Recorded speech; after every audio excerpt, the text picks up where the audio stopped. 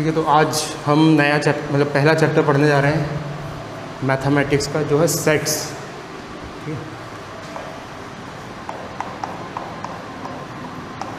है, एक basic chapter है मैथ्स का।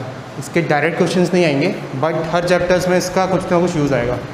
सबसे इम्पॉर्टेंटली रिलेशंस और फंक्शंस जो नेक्स्ट चैप्टर है उसमें इसका यूज़ आएगा। तो हमें छोटी छोटी चीज़ें पता होनी चाहिए, है ना। तो सेट क्या है, वैसे पहला वर्ड सुनते ही हमें सेट से क्या समझ में आता है? सेट से ये समझ में आता है कि एक कलेक्शन ऑफ समथिंग, है ना। तो बिल्कुल फर्स्ट थॉट यही है कि कोई कलेक्शन ऑफ ऑब्जेक्ट्स है अगर, तो सेट है। जैसे कोई बोले set of benches, set of students, set of vehicles, तो वो एक समूह जो है किसी भी ऑब्जेक्ट्स का, दैट इज सेट। तो लिखो व्हाट इज सेट। तो सेट लिखो, set it is a well defined collection of objects. It is a well-defined collection of objects.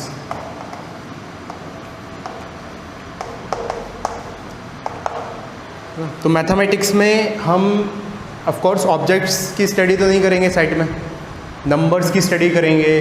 कुछ कलेक्शन ऑफ नंबर्स आएंगे, कुछ कलेक्शंस ऑफ ट्रिग्नोमेट्रिक रेशियोज, कुछ भी नंबर्स आ सकते हैं सेट में।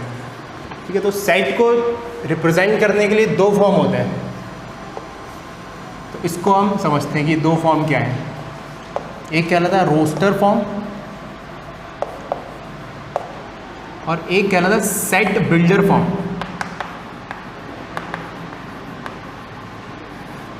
ठीक है, तो रोस्टर का लिटरल मीनिंग होता है हिंदी में कि लिस्ट, पूरी लिस्टिंग कर दी। तो लेट्स से एक एग्जाम्पल लेते हैं इसका, 1 2 3 4 5। ये करली ब्रैकेट के अंदर मैंने ऑब्जेक्ट्स प्लेस कर दिए। कौन कौन से ऑब्जेक्ट्स हैं वो? 1 2 3 4 5। तो ये एक रोस्टर फॉर्म में सेट रिप्रेजेंट हो गया। ठीक है, 5 ऑब्जेक्ट्स हैं इनके अंदर, 1 2 3 4 5।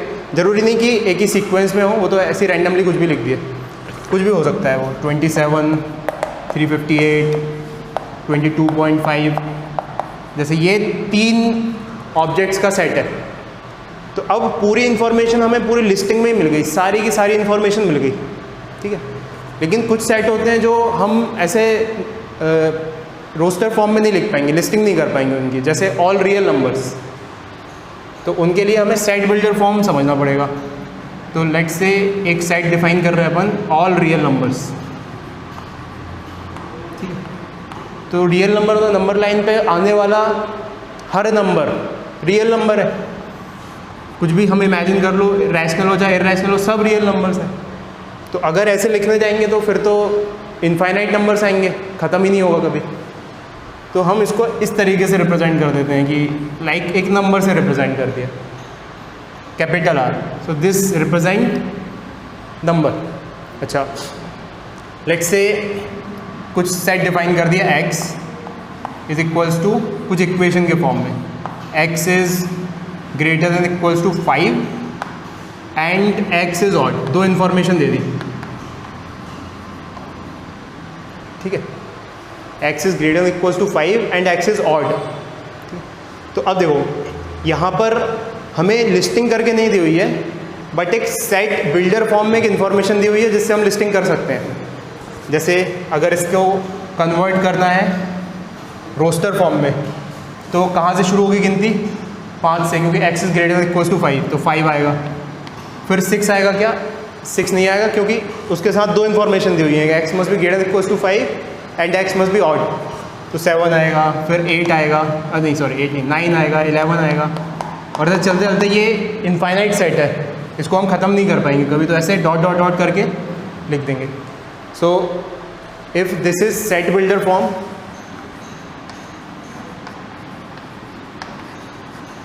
this is roster form। ये बस इतनी सी बात है, रोस्टर और सेट बिल्डर। तो चाहे रोस्टर से रिप्रेजेंट करें हम, चाहे सेट बिल्डिंग से रिप्रेजेंट करें, बात बराबर ही है।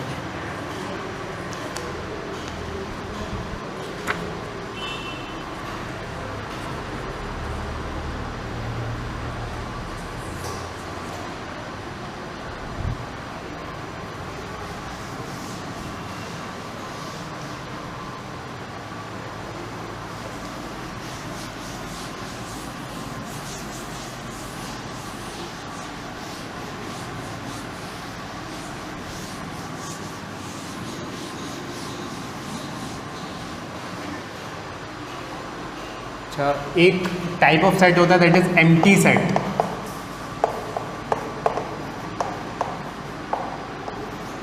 एम्प्टी सेट से क्या दिमाग में आ रहा है? एम्प्टी मतलब कि ऐसा सेट जिसमें कोई ऑब्जेक्ट्स नहीं है ना। तो इसको रिप्रेजेंट करते हैं हम फाई से, है ना। फाई मतलब ऐसा एक सिंबल है ग्रीक लेटर, उससे रिप्रेजेंट कर देते हैं। या अगर सेट बिल्डर फॉर्म में रोस्टर फॉर्म में रिप्रेजेंट करना है तो करली ब्रैकेट लगा के उसके अंदर बस एक डॉट बना देते हैं, है ना। या जस्ट करली ब्रैकेट लगा के कुछ नहीं बनाते। और इसको नल सेट भी कहते हैं, this is also called null set. Null मतलब कुछ नहीं है उसके अंदर, ख़त्म सेट, ठीक है। तो बस एक वर्ड याद रखना है, एम्प्टी सेट।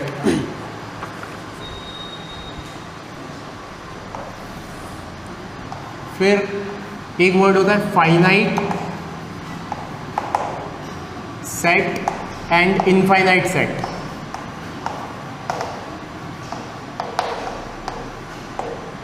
तो ये भी जो नाम से बता रहा है वही होता है। फाइनाइट मतलब कि उसमें ऑब्जेक्ट्स फाइनाइट है, और इनफाइनाइट मतलब कि उसमें चलते जा रहे हैं। जैसे अभी अपने एक वो लिखा था ना 5, 7, 11, 9, 11, तो वो चलते जा रहा था, वो इनफाइनाइट सेट था।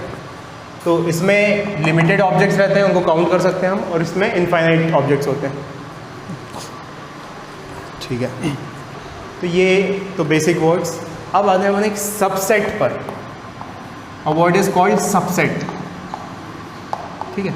इसको समझते हैं थोड़ा सा। तो देखना, रिप्रेजेंटेशन कुछ नहीं है, बस हमें आइडेंटिफिकेशन करना है। जैसे इसका एग्जांपल लिख लो कि जैसे किसी ने कहा 1, 5, 7, 8, ये फाइनाइट ऑब्जेक्ट्स हैं इसमें। जब फाइनाइट मतलब कि हज़ारों ऑब्जेक्ट्स भी फाइनाइट ही होंगे, 10,000 भी फाइनाइट होंगे। और इनफाइनाइट यानी कि किसी ने कहा x is a set, that is a set of all real numbers या ऑल इंटीजर्स। तो अब इसको अगर लिखने जाएंगे अपन इंटीजर्स को, तो इंटीजर्स नेगेटिव में भी हो सकते हैं, कुछ 0 भी होता है, 1 भी होता है, 2 भी होता है, और एंड सो ऑन। तो इंटीजर्स एक इनफाइनाइट सेट है।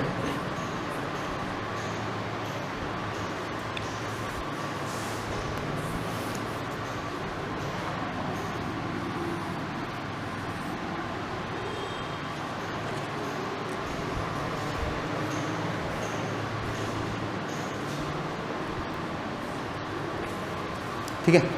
अब आ जाते हैं सबसेट पर, कि मान लो सपोज एक सेट इतना बड़ा है, मैं मतलब ऐसे जस्ट रिप्रेजेंट करके वेन डायग्राम के थ्रू रिप्रेजेंट कर दिया इसको। तो इसमें कुछ ऑब्जेक्ट्स हैं, लेट्स से x1, x2, x3, x4। उसको मैंने डिफाइन किया, let's say this is set A.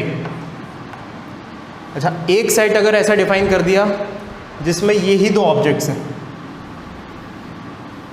Let's say it is defined as B, तो B में वही ऑब्जेक्ट्स हैं जो A के अंदर है। सो B is subset of A। ये बात समझ में आ रही है? इसकी डेफिनेशन लिखो। A set A is set to B। A set X लिखो, है ना। A set X is set to B। A set X is said to be a subset of set Y is said to be a subset of set Y if every element of X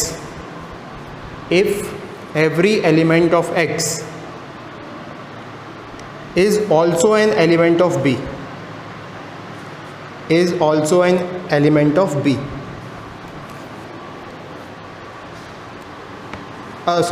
Is also an element of Y, not B, by Y. If every element of X is also an element of Y. तो symbolically जो definition लिखी उसको हम इस तरीके से represent करते हैं कि X is a subset of, ये जो सिंबल है this is the symbol of subset of Y। मतलब जो हमने स्टेटमेंट लिखा है उसको इस तरीके से रिप्रेजेंट करेंगे। तो C को थोड़ा सा लंबा खींच दिया, that symbol is called subset वाला सिंबल, ठीक है। तो इसको समझते हैं एक एग्जाम्पल के थ्रू, सबसेट वाला एग्जाम्पल, बहुत famous example.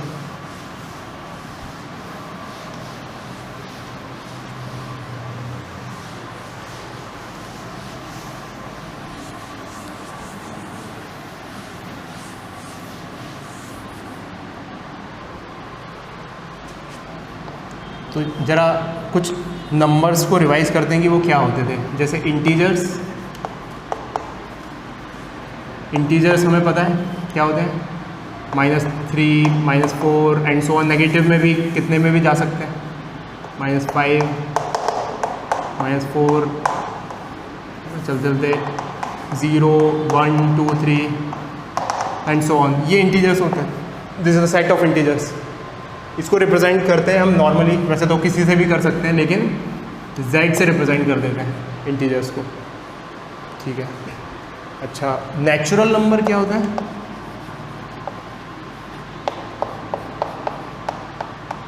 Natural numbers are starting from 1 से लेके 1, 2, 3 एंड सो ऑन, ठीक है, बढ़ते हुए नेचुरल नंबर्स। एक होता है होल नंबर्स। होल नंबर में 0 भी इंक्लूड हो जाता है, 0, 1, 2, 3 एंड सो ऑन, ठीक है। एक होता है रियल नंबर्स। रियल नंबर्स में रियल नंबर लाइन पे जो भी हम पॉइंट टच कर सकते हैं वो रियल नंबर पे आता है, चाहे रैशनल हो चाहे इरेशनल हो। तो real numbers are the numbers which are like, कोई भी जो भी इमेजिन कर सकते हैं हम, है ना। तो अब वो तो इनफाइनाइट लिख सकते हैं अपन। जैसे 1 और 1.1 के बीच में कितने रियल नंबर्स होंगे? इनफाइनाइट। Very good. तो इसको अपन ऐसे लिख ही नहीं सकते, तो इसको ऐसे r से रिप्रेजेंट कर देते हैं। तो ऐसे सबके कुछ ना कुछ सिम्बल्स होते हैं। तो नेचुरल नंबर का सिंबल है n, होल नंबर का सिंबल है w, रियल नंबर का सिंबल है r। अच्छा, इसके बाद रैशनल और इरेशनल नंबर भी होते हैं कुछ कुछ।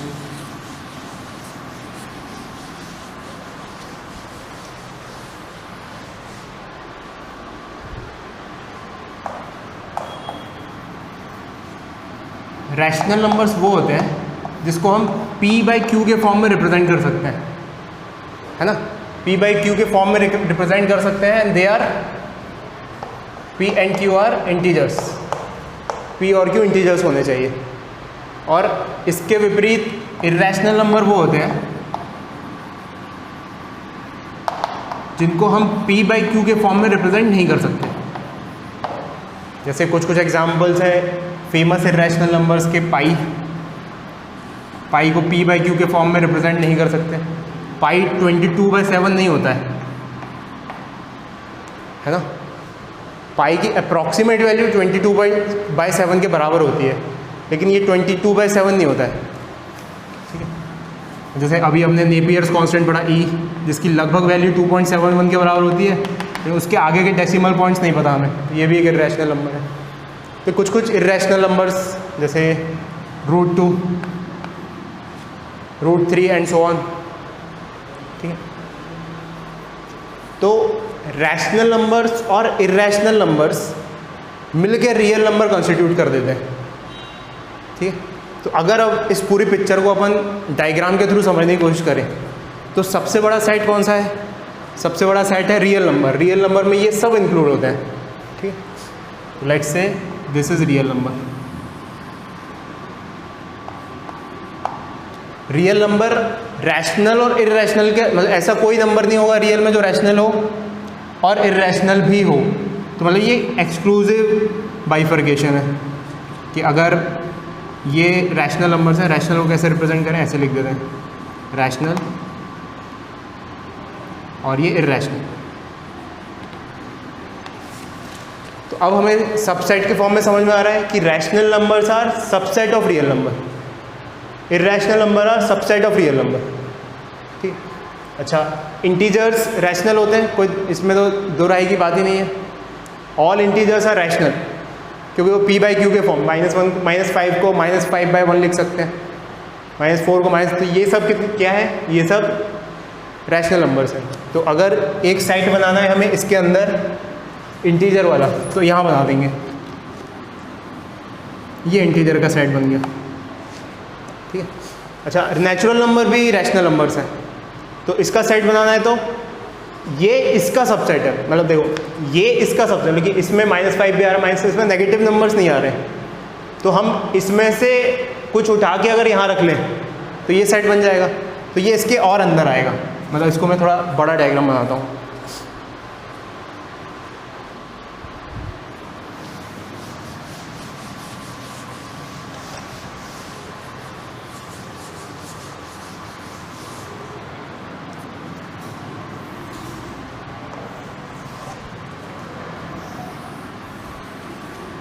ये बन गए रियल नंबर्स।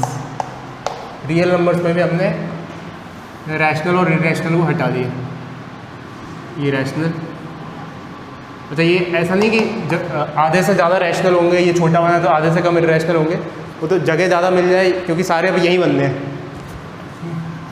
और ये इरेशनल, तो इरेशनल भी सबसेट है रियल नंबर का, रैशनल भी सबसेट है रियल नंबर का। अब देखो इंटीजर्स प्लॉट बनाना है हमें, सबसे बड़ा इन दोनों को कंटेन करने वाला इंटीजर्स यहाँ पे कहीं पे बन जाएगा।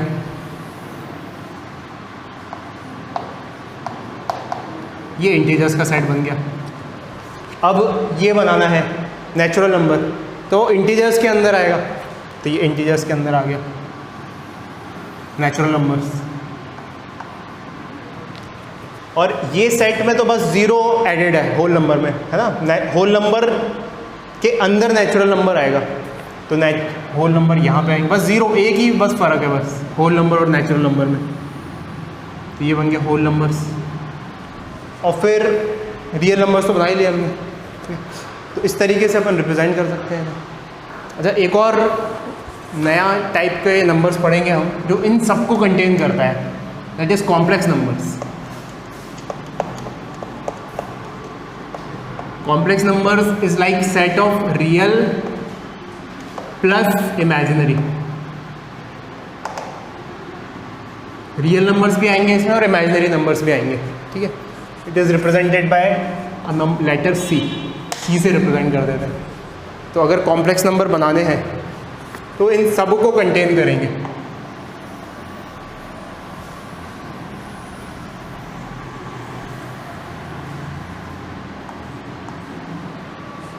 ठीक है, तो अगर मैं तुम्हारे सामने स्टेटमेंट बोलूँ तुम्हें बताना है ट्रू या फॉल्स। तो पहला स्टेटमेंट है natural numbers are subset of complex numbers. ये ट्रू है या फॉल्स है? Natural numbers are subset of complex numbers, true. मतलब क्या, किस पे फोकस करना है हमें? नेचुरल नंबर कॉम्प्लेक्स नंबर के अंदर आते हैं क्या? तो हाँ भाई आते हैं, कॉम्प्लेक्स नंबर के अंदर तो सब आता है, तो ये ट्रू हो जाएगा। नेक्स्ट कोई बोले कि whole numbers are subset of natural numbers,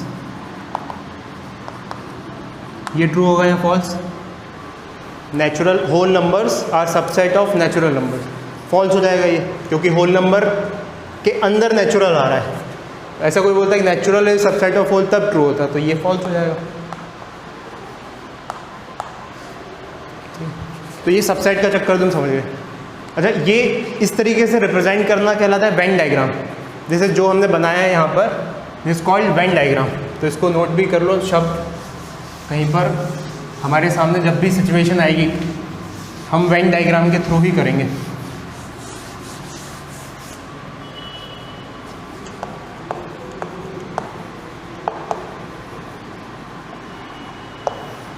this is the Venn diagram, ठीक है। अच्छा तो जैसे नोटेशन क्या है, इसमें लिखा हुआ नेचुरल, पहला ट्रू जो था, natural number are subset of complex number, तो इस तरीके से लिख देंगे natural number is the subset of complex number.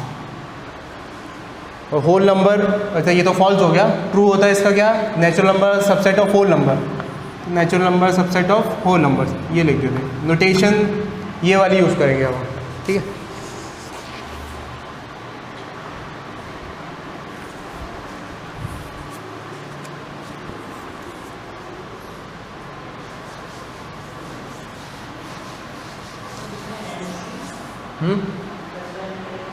क्या क्या क्या सी मतलब complex numbers, natural numbers are subset of complex numbers, natural number is also subset of whole numbers.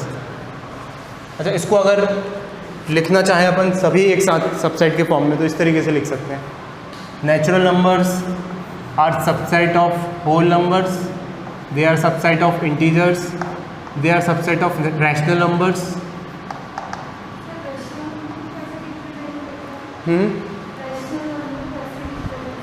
Rational number को कोई वर्ड नहीं है उसके लिए स्पेसिफिक, इतना याद रखो p/q के फॉर्म में रिप्रेजेंट कर सकते हैं रैशनल नंबर्स को।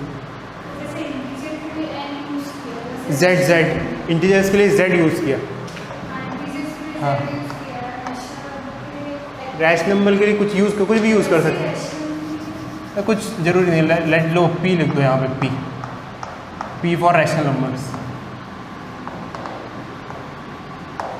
ठीक है, तो rational numbers are subset of real numbers are subset of complex numbers. तो ऐसे लाइन से भी लिख सकते हैं।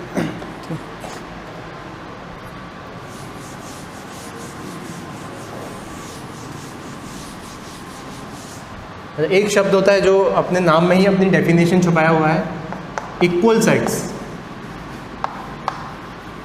इक्वल सेट्स का क्या मतलब है? तो अगर दो सेट में सारे एलिमेंट सेम है तो वो इक्वल सेट है ना, उसको लिखने की ज़रूरत नहीं है, तो कॉमन सेंस वाली चीज़ है।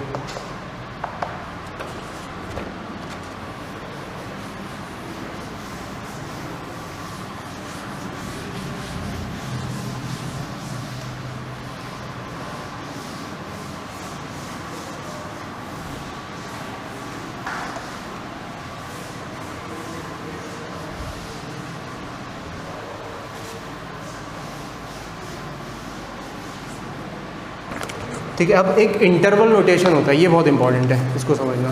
तो नेक्स्ट लिखो इंटरवल नोटेशन।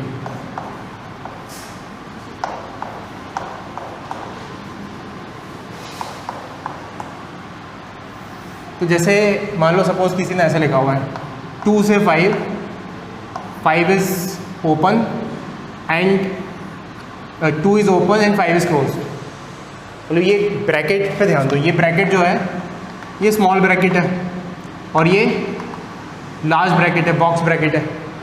तो this represent open interval and this represent close interval.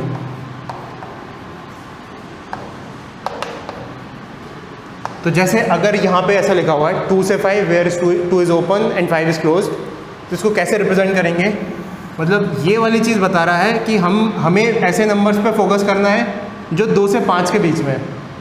तो 2 और 5 को थोड़ा सा ऐसे हाईलाइट कर लिया। तो 2 से 5 के बीच में सारे नंबर्स आएंगे, तो सारे नंबर्स आ गए।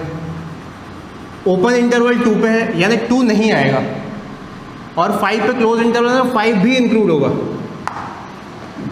ये समझ में आई बात? बस इतनी सी बात है। अच्छा, जैसे अगर ऐसे लिखा हुआ है 3 से 5 और दोनों जगह ही ओपन ब्रैकेट लगा हुआ है, इसका मतलब क्या? इसका मतलब 3 से 5 होगा और दोनों ही इंक्लूड नहीं होंगे क्योंकि ओपन है। दोनों ही इंक्लूडेड नहीं है ना? इंक्लूडेड नहीं है तो कुछ जैसे यहाँ पे ऐसा बनाया है, ऐसे बनाने की ज़रूरत नहीं।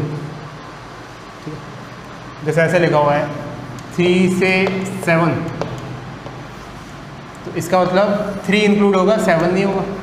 3 से 7 वाले सारे नंबर्स आएंगे इसमें, रियल नंबर्स, और 3 इंक्लूड होगा और बाकी कुछ इंक्लूड नहीं होगा। अरे समझ, सिंपल। मतलब ओपन में ये भी आ जाएगा और क्लोज में ये भी आ जाएगा। दोनों साइड में से ईदर साइड लग सकता है, ओपन या क्लोज। इसको नोट करो, बहुत इंपॉर्टेंट है।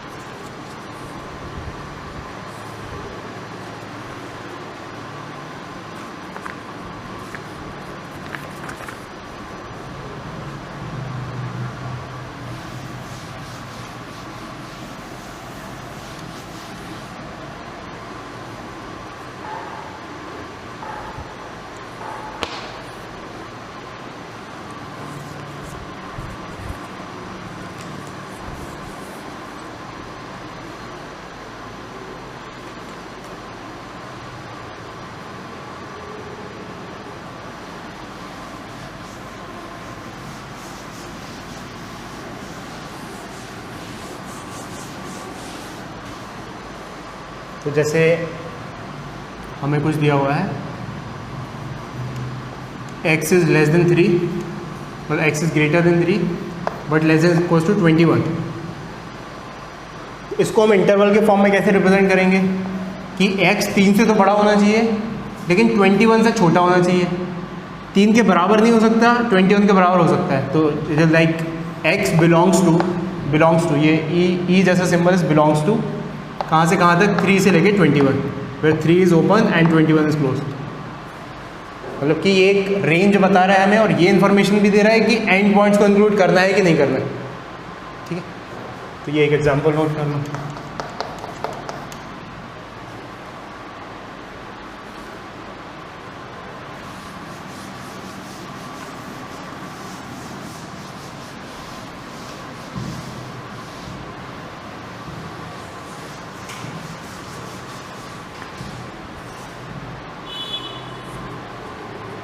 ठीक है, अब आते हैं अपन यूनियन एंड इंटरसेक्शन। ये बहुत इंपॉर्टेंट है, union and intersection of sets.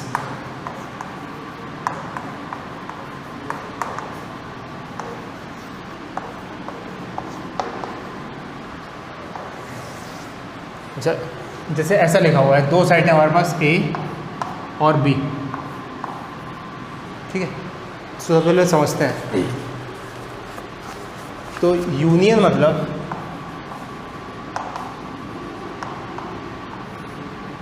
Represented by capital letter U। ये ऐसा U जैसा सिंबल है इसका, ये जो लिखा हुआ है इसका मतलब है union of set A and B।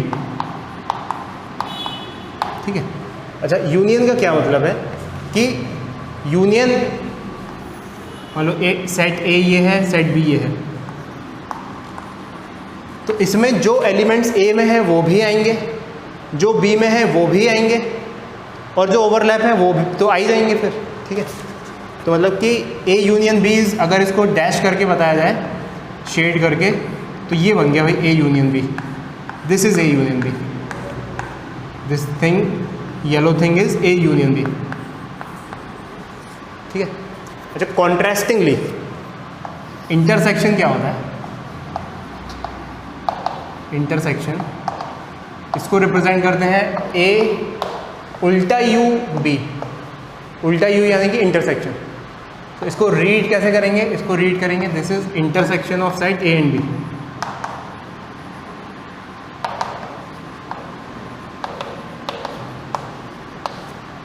तो मान लो सपोज हमारे पास दो साइड हैं A और B, तो इंटरसेक्शन में केवल वही पार्ट आएगा जो दोनों में कॉमन है। तो अगर शेड करके A इंटरसेक्शन B बताना है तो केवल ये वाला पार्ट आएगा, this is A intersection B।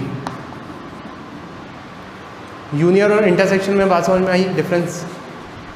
Union मतलब A में है वो भी आएगा, B में है वो भी आएगा, और इंटरसेक्शन है तो वो तो आ ही गया अब, क्योंकि दोनों के हमने कंसिडर कर लिए। इंटरसेक्शन में A और B में का कॉमन पार्ट ही आएगा, है ना।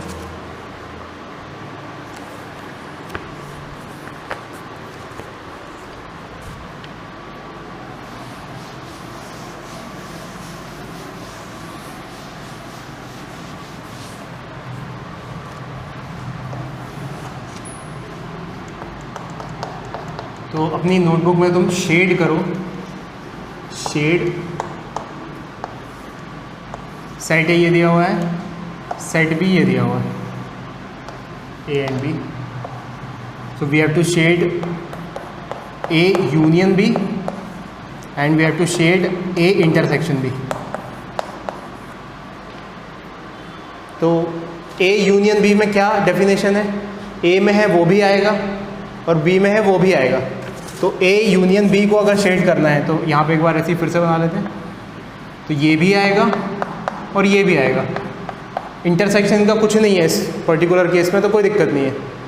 ठीक है, अच्छा A इंटरसेक्शन B में वही आएगा जो दोनों में कॉमन है, तो कुछ कॉमन है ही नहीं, तो कुछ शेड नहीं करेंगे, तो ये आंसर हो जाएंगे।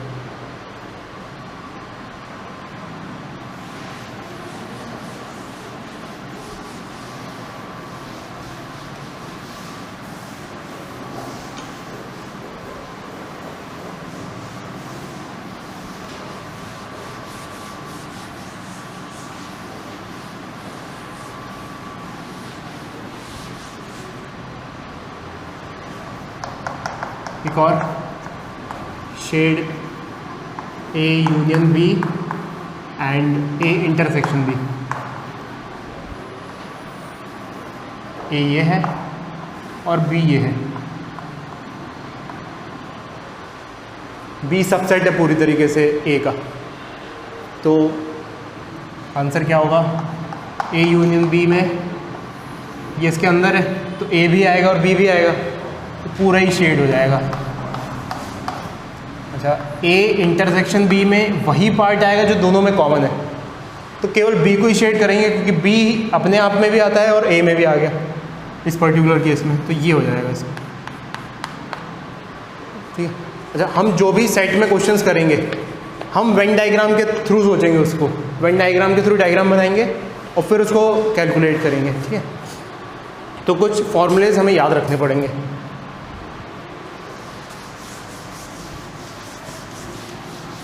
तो लिखो important next point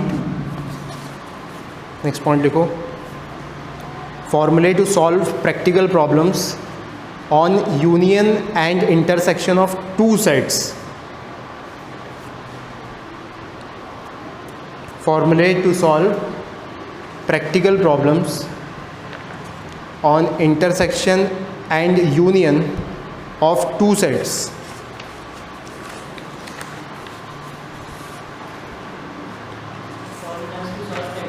Practical problems on intersection and unions of two sets।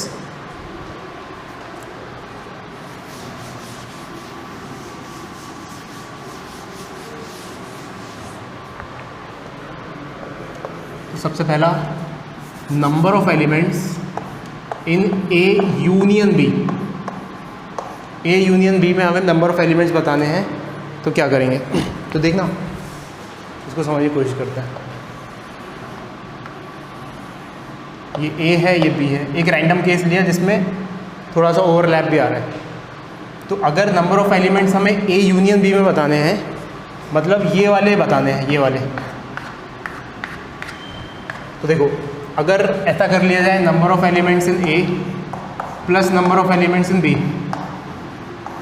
तो क्या हो गया हमसे कि हमने ए के काउंट कर लिए और बी के काउंट कर लिए।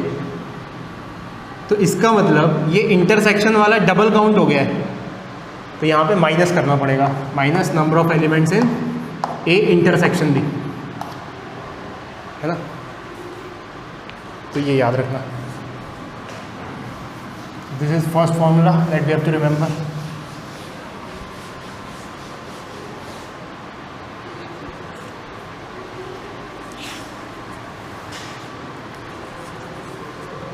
अच्छा, एक एग्जाम्पल ऐसे कॉमन सेंस से,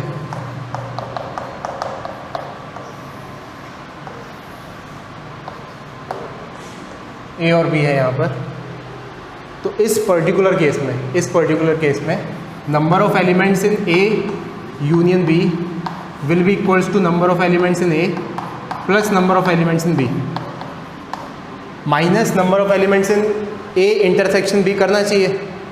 तो इंटरसेक्शन तो है ही नहीं एक्चुअली में, तो वो चीज़ ज़ीरो हो रही है यहाँ पर। तो इस पर्टिकुलर केस में हम जब एक्सक्लूसिव सेट्स हैं, एक दूसरे में बिल्कुल कॉमन एलिमेंट्स नहीं है, तब ए यूनियन बी को हम number of elements in A plus number of elements in B लिख सकते हैं। तो ये एक इसका स्पेशल केस है ना, ये एग्जांपल नोट करो।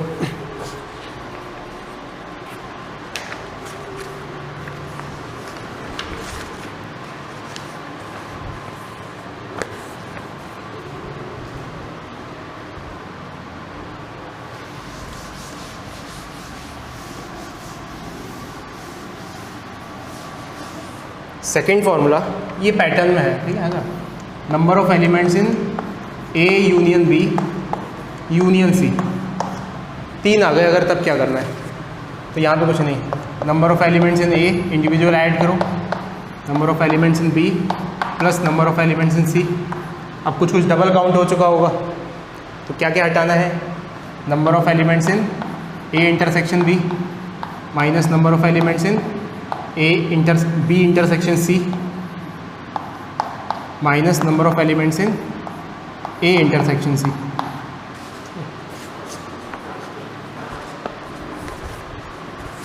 अभी ख़त्म नहीं हुआ है फॉर्मूला, अभी ज़रा समझने की कोशिश करते हैं इसे कि कुछ ज़रूरत से ज़्यादा घटा बढ़ा तो नहीं दिया। तो देखो लेट से हमने एक वो ले लिया रैंडम एग्जांपल, ये सेट ए है, ये बी है, ये सी है। तो हमें क्या चाहिए, हमें चाहिए number of elements in A union B union C, मतलब ये शेडेड रीजन पूरा चाहिए। तो अब देखो सबसे पहले number of elements in A, तो ये हो गया। फिर number of elements in B, तो ये हो गया। तो अब ऐसा करने से इनका कॉमन पार्ट एक बार जोड़ दिया, तो इनका कॉमन पार्ट एक बार घटा दिया, ठीक है। फिर नंबर ऑफ़ एलिमेंट्स इन सी, ये भी जोड़ दिया, तो ए और सी का भी घटाना पड़ेगा कॉमन पार्ट, तो ए और सी का भी घटा दिया। सिमिलरली बी और सी का भी घटाना पड़ेगा कॉमन पार्ट, तो ये भी घटा दिया। अब इस चक्कर में हमने ये वाला भी हटा दिया है एडिशनली, ये वाला 2 बार हट गया ये कॉमन पार्ट, तो इसको जोड़ना पड़ेगा। तो number of elements in A intersection B intersection C, अब ये पूरा हो गया। क्योंकि जब हम घटा रहे थे 2 सेट ऑफ 2 के कॉमन पार्ट्स, एक बार इसका घटाया, एक बार इसका घटाया, एक बार इसका घटाया, तो हमने ये भी घटा दिया उस चक्कर में जो नहीं घटाना था, तो इसलिए वो ऐड कर दिया, ठीक है।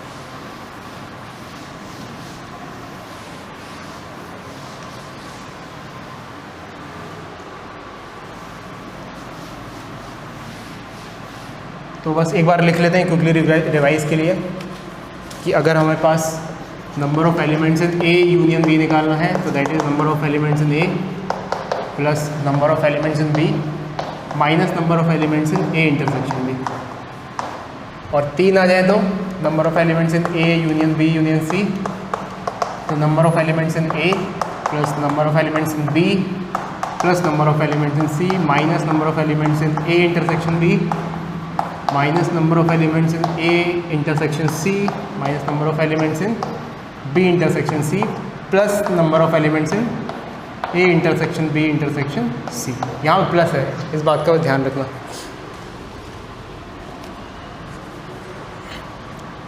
तो ये दिमाग हम बस फॉर्मूला समझते टाइम लगा रहे हैं, बाकी फ्लो में हम इसका यूज़ करेंगे जब क्वेश्चन आएंगे हमारे सामने, ठीक।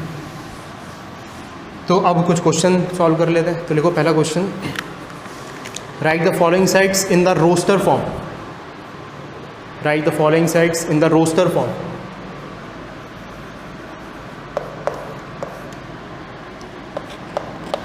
First is A.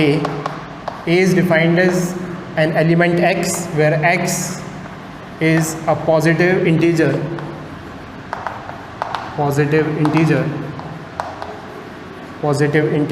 less than 10 and 2 to the power x minus 1 is an odd number,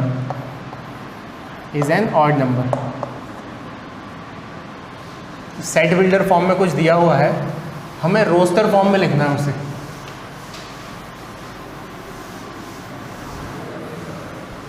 ए क्या दिया हुआ है, ए दिया हुआ है it is a set which contain element x randomly defined and that x is a positive integer and positive integer less than 10 or 2 to the power x minus 1 is an odd number। तो 2 definitions को हमें साथ में satisfy कराना है। तो सबसे पहले फोकस करते हैं x is a positive integer less than 1, तो लिख देते हैं 1 से लेके, इंटीजर है ना, पॉजिटिव इंटीजर है तो 0 नहीं हो सकता, 0 is not positive not negative, तो 1 से शुरू होगा, 1 2 3 4 5 6 7 8 9 10 नहीं हो सकता क्योंकि लेस देन 10 है, लेस देन इक्वल टू 10 बोलते तब 10 इंक्लूड करते हैं। तो पहली डेफिनेशन के मुताबिक तो ये पॉसिबल है। अब एक और एडिशनल डेफिनेशन दी हुई है कि 2 to the power x minus 1 must be odd. तो देखो पहला रख के देख लेते हैं, अगर 2 की पावर 1 रखा, 2 की पावर 1 यानी कि 2 माइनस 1, 2 माइनस 1 इज़ 1 तो ऑड, तो 1 आ जाएगा। फिर 2 रखा, 2 की पावर 2 मतलब कहाँ रखना है 2, x की जगह रखना है, तो 2 की पावर 2 इज़ 4, 4 माइनस 1 इज़ 3, तो ये भी आ जाएगा। अब 3 रखा, 2 की पावर 3 तो 8, 8 माइनस 1 7 ऑड, तो ये भी आ जाएगा। 2 की पावर 4 16, 16 माइनस 1, तो ये भी आ जाएगा। अब थोड़ा ठहर जाते हैं। अब सोचो 2 की पावर तुम कुछ भी रखो, 2 की और उसमें से 1 माइनस कर दो, तो इवन नंबर -1 आ रहा है, तो ये डेफिनेशन तो सेटिस्फाई होनी ही है, तो ये सब आ जाएंगे। तो यही आंसर होगा।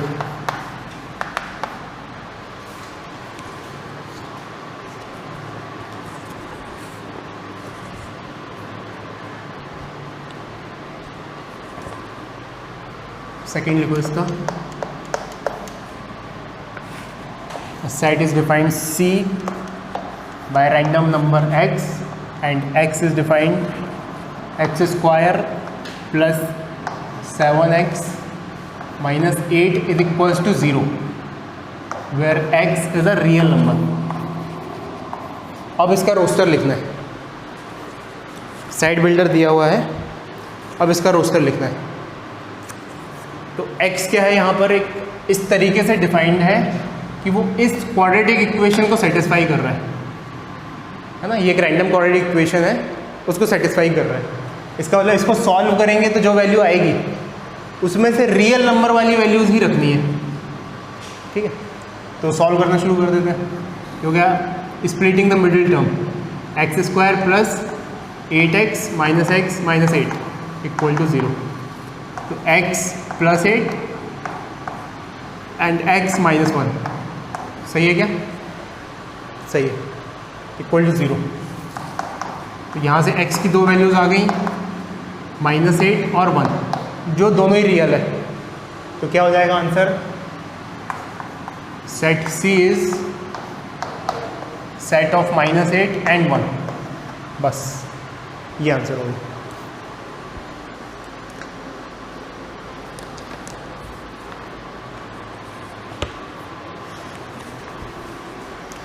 नेक्स्ट क्वेश्चन लिखो, question number 2। State which of the following statements are true and which are false. State which of the following statements are true and which are false. Which of the following are true and which are false? Also justify your statements. Also justify your answer.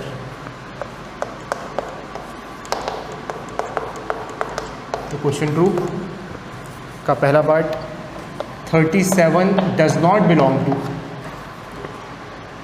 set is defined as x where x has exactly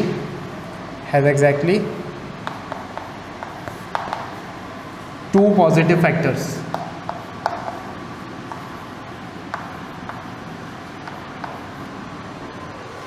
ठीक है,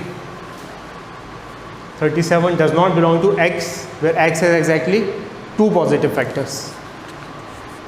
इसको हमें बताना है कि ये true है या फॉल्स है।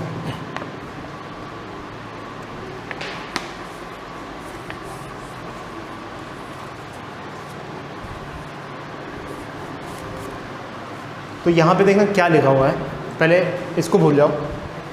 ये तो क्या बोल रहा है, ये स्टेटमेंट बोल रहा है कि 37 एक सेट को बिलोंग करेगा। अब वो सेट क्या है उसको देख लेते हैं अपन। तो सेट को बिलोंग नहीं करेगा, नॉट बिलोंग टू। तो अभी इसको डिसाइड करेंगे बाद में। सबसे पहले देखते हैं कि सेट क्या है, कि x is a number in the set and x has exactly two factors. तो जैसे फॉर एग्जांपल 35 और 1। तो अब दो फैक्टर, ऐसा कौन सा नंबर जो इसमें बिलोंग कर सकता है? 35 कर सकता है, क्योंकि 35 के दो फैक्टर्स हैं, या 2 2 2 4 8, ठीक है, ऐसा कुछ लिख दिया। तो इसमें 2 आ सकता है, हाँ आ सकते हैं, 2 के दो फैक्टर्स हैं, 2 और 1। तो अब इसमें बोल रही है कि 31 बिलोंग नहीं कर रहा है ऐसे सेट में। तो ऐसा कोई नंबर नहीं होगा, देखो ऐसा कोई नंबर नहीं होगा जो इस सेट में ना आ पाए। क्यों? क्योंकि मान लो प्राइम नंबर भी लिखते हो तुम, जैसे 7 के दो फैक्टर्स हैं, 7 और 1। अब उसने ऐसा नहीं बोला है कि प्राइम नंबर है, उसने तो बोला है कि एग्जैक्टली 2 फैक्टर्स। तो हर नंबर के एग्जैक्टली 2 फैक्टर्स तो कम से कम है ही, 2 से ज़्यादा भी हो सकते हैं। जैसे मान लो 8 है, तो 8 के क्या क्या फैक्टर्स हैं? 8 खुद है, 4 है, 2 है, 1 है, तो यहाँ पे 4 हो गए। तो 37 does not belong to a set which has exactly 2 positive factors. तो गलत बात है ये तो, क्योंकि इसका सेट बनाया जा सकता है 37 और 1, ये लोग हो गए 2 factors. 37 belongs to, does not belong to गलत हो जाएगा, इसका आंसर है फॉल्स। समझ में आ रही है? ठीक है, एक और second question, true false.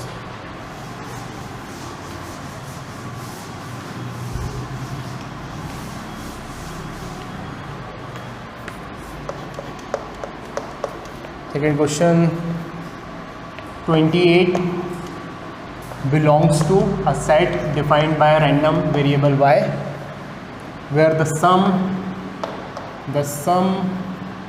of all positive factors of y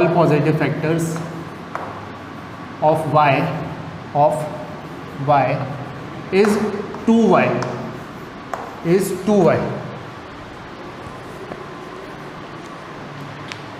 ठीक है।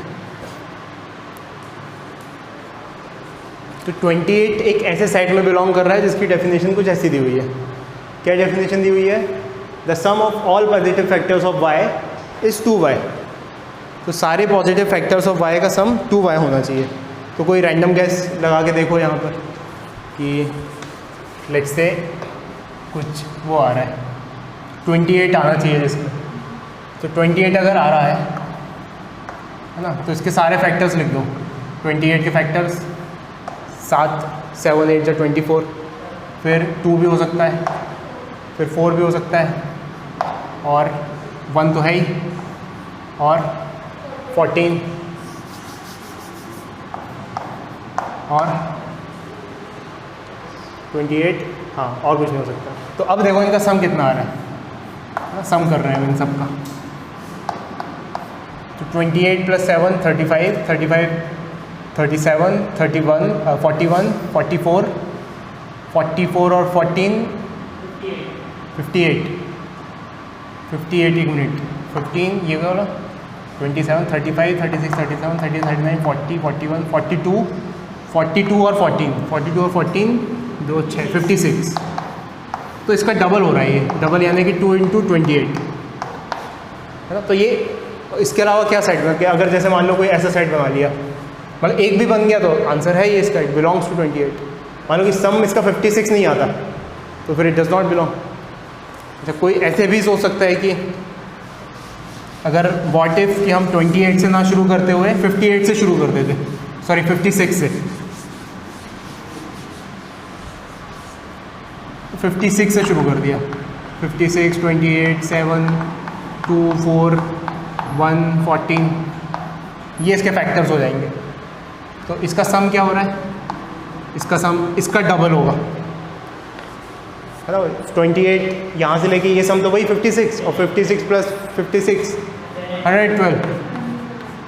तो सही बात है, उस सेट को सेटिस्फाई कर रहा है, जितने भी हैं सब उसका डबल हो रहा है वहाँ पे। तो इसका मतलब इसमें भी 28 आ रहा है।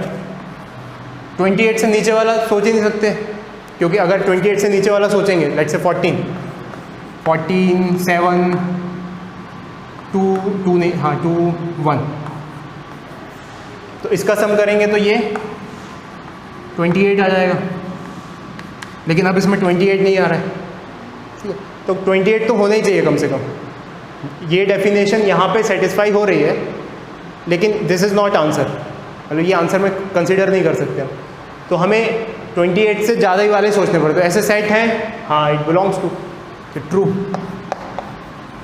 ट्रू मतलब हमें सारे नहीं देखने, एक भी सेटिस्फाई हो गया मतलब हमारा आंसर ट्रू है ना। तो लिखो इसको,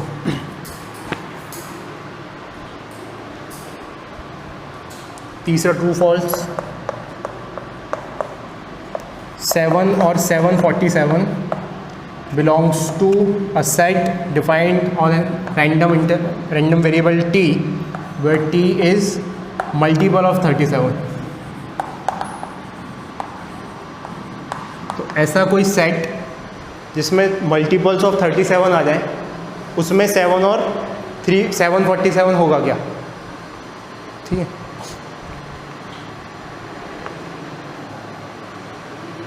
दोनों होने चाहिए, ये दोनों। सेट कैसा डिफाइंड है कि मल्टीपल ऑफ 37 होना चाहिए। मल्टीपल ऑफ 37 क्या हो सकते हैं? 37, जो 37 से कम हो ही नहीं सकता। फिर इसका डबल हो सकता है, 37 का डबल 74 एंड सो ऑन। तो क्लियरली 747 आए चाहे नहीं आए, 7 तो नहीं आ रहा, क्योंकि 7 तो शुरू ही नहीं हो रहा वहाँ पे। तो 100% दिस इज फॉल्स है ना। So this is false because 7 is not there.